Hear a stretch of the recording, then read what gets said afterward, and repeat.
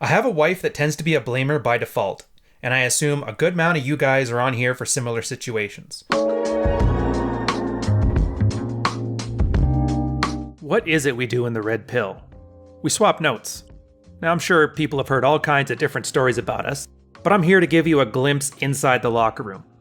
Here, we're going to discuss the field reports that happened a few years back. Brand new guys who are trying to learn the strategies that we talk about. We built a set of working strategies based on the experience of hundreds of thousands of men. Men swapping notes, iron sharpening iron. Welcome to the locker room. Anyways, I used to get wrapped up in the insight-oriented theory that if I understood why she did it, I could understand her better and be a more effective leader and lead her away from that frame into a more positive one. This couldn't be further from the truth. It doesn't matter why she does it. The problem is created by blaming itself. That is the problem that needs to be tackled, and I found out the hard way that the absolute worst way to deal with that was by deering. Technically, all the defending, explaining, excusing, and rationalizing is all a defensive reaction in principle, which infuriates any woman because it's weak and dodges ownership. Whether her blaming had any truth, a lot of truth, or no basis at all doesn't matter. Deering validates her blaming, an accusatory statement in her own little head, and reinforces you and her codependent behavior of arguing and debating. I found that the best way to deal with a blaming wife is to use a tweaked version of fogging. Remember, she blames because she feels like crap about something, and it makes her feel better to absolve herself of that feeling by attributing the case to someone else, whether or not you're the cause or not. I would guess that if you have a blaming wife, it is most likely a pattern she repeats when her friends, family, and coworkers do the same thing. When I hear a blaming statement from her, I pick something in what she says that could be true and I agree with, then I reframe it, make it a statement that reflects that feeling back to her without making her feel minimalized or like she's wrong. Remember, her feelings are her reality, and if she feels it, it's real to her in that moment. If she continues to push and blame, I rinse and repeat, then offer to help come up with ways that can help her work out the problem once I sense that she's open to cooperating with me and being led. If she refuses or wants to walk away, I simply state something along the lines of, okay, if you want to drop it, we will, but you bring it up again, I'm going to take that as a cue that you want to work with me on making things better. Then I walk away and DNGAF. You might think, how does that help? This keeps the interaction and future interaction in your frame of leading and cooperation and sets an implied boundary that you won't be drawn into her crappy frame of going round and round and arguing, which reinforces her opinion that you're a power playoff she gets to have by controlling the frame, which will curb her crappy behavior. Frame her as blaming an opportunity to help her and positively lead and challenge her covertly. If you love her, then show her by covertly leading her away from blaming this way. Remember, love is an action, not a feeling. Live the feeling comes from the action of love. I'll caution you guys, this is not easy and takes consistent work and strong frame to lead your wife out of a blaming pattern. She will eventually fall in or jump from the train. The key is that you need to show her you're good with either decision, and if she jumps, the onus is on her. Have any of you guys been in a similar situation with your wives? And if so, how did you handle? A couple terms before we get started. Do not give an F. This one, it's important for guys to understand because a lot of the problems when it comes to relationships, whether it's been for 10 years, a year, a week, a day, or just that first time meeting a girl, over-investing in a situation is one of the biggest displays of lower value you can do. I mean, there's a lot to it, but at the end of the day here, the part you need to take away from it from a red-pilled lens is that aloof is a display of higher value and attractive quality. So, care less, unless things need to be cared about more. I'll put it this way though, if it's something you need to care about, take action on it. As soon as you start talking, it's obviously not important enough for you to act. So, just act with some congruence. Fogging. Fogging is a tool taken from Robert Glover's No More Mr. Nice Guy. It's a way of diffusing these kind of situations. It comes with other tools such as Agree and Amplify or Amuse Mastery.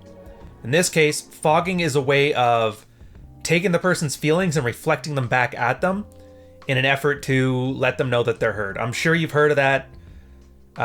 Don't solve a woman's problems. She just wants somebody to understand. Well, fogging is the exact kind of tool that diffuses these situations.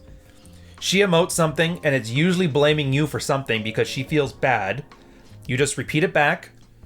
Simple little lines. The standard one is, I can see how you'd feel that way, and then you just leave it.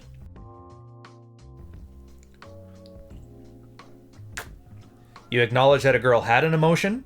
You refuse to engage it or validate it. And that's the key point here.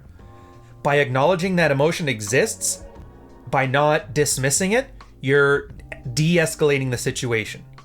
However, by not giving it validity or treating it as true, you're also diffusing the situation so it no longer escalates towards further emotional engagement. Blame. Girls generally follow a pattern where they feel something, and then that feeling is given to the frontal lobe and to her mouth to process. That means, for the most part, girls rely on their feelings to direct their actions. What this means as a guy is that you have to understand a lot of the times when a girl feels something, it defines how she reacts to it and it defines what she says. So in the case of something where a girl is blaming you for something that's very clear that she was responsible for, realize she's not actually blaming you for something. She feels bad and she's saying a combination of words to make her stop feeling bad. Once you understand that, you've understood womanese. And then once you've understood womanese, you're able to navigate it. So in this case, you can obviously translate it into Manglish, where you understand, okay, she's blaming me for this. She feels bad because she did it. And then use your tools. Fogging, great example. Advice for this guy. I don't really have advice for this guy. He's doing what every man is supposed to do as part of their MAP, or male action plan. You're learning things, you're trying things, and you're adapting to them. In this case, he saw the standard tools. He saw fogging, for example. He tried it in a situation, he found out it worked, and then he found out he had to tweak it to his own sensibilities, his own personality, and his own wife's emotional tools. I think that's exactly what you're supposed to do. It's what you should be doing. And if you're not treating this almost like a co-op program, then you're not doing it right. Guys can read about these kind of field reports all day. You can listen to these all day. But at the end of the day, if you're not trying what you've learned and adapting it to your own personality, then you're really wasting your time and you're just lost in analysis paralysis. So what does this mean for you?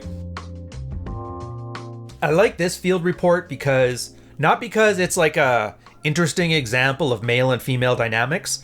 This one is a great example of a guy using field reports, using his own experience, and doing what I refer to as OODA loops. That means to observe, orient, decide, and act.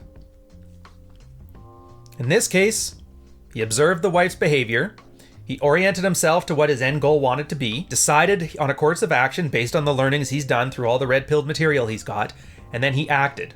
Afterwards, you reflect on that and run through the loop again. And the more often you can do this, the more experience you get, the better off you're able to deal with new situations as they come up. An alternative. Normally with alternative situations, I show how they could have not screwed up a situation. In this case, I'm going to talk about what people do to screw these things up in general. So normally what happens is guys will come on with one-off questions. Hey, how do I get my wife to do this? How do I train my wife to do that? How do I get her to stop doing this? It's always about getting the other person to change. It's essentially asking to manipulate another person. And you can't really do that. The second thing that's funny is that most of the time when people come with a question like this, they already know the answer they're looking for, and it's one that makes them look like a good person in this story. So they want that answer reflected back at them. Now, if you're giving them an answer that's good, an answer that's useful, they're going to constantly argue with you. And then you'll notice people that tell them what they want to hear, even though it's completely wrong. You've known this through experience, through field reports. You just know what's going to happen. They'll automatically reinforce those guys. Now, another reason why it's very dangerous to have females in male spaces is because women treat the group as sacrosanct. What I mean by this is they have to get along with everybody else in the group. So if somebody's feeding you pablum, if somebody's telling you what you want to hear, if somebody's saying something nice that's incorrect, a girl is much more likely to agree with that to keep everything on an even keel than she is to correct the person saying, yo, dumbass, no. There's many other parts to it, but that's a good one for this example. Back to the guy's example here. If he's the kind of guy looking to reinforce what he already thinks he's going to do, as long as it reflects his sensibilities, even though we know it's going to fail, what's going to happen is this. You're going to give the good piece of advice. You're going to tell him the consequences of not following it because you've seen it a dozen times before. He's going to go, ignore all the advice, do what he said he didn't want to do, come back with the exact situation you told him was going to have happen, and then ask you for a piece of advice on how to sort out this thing. So how it could have gone is a complete garbage fire. And what you should do in those situations is realize you're wasting your time. So if you're not giving him advice in a way for you to better learn how to articulate these lessons for your own life, then just let him flounder. On that note, thanks guys for listening in on this one. We'll catch you on the next video. Take care.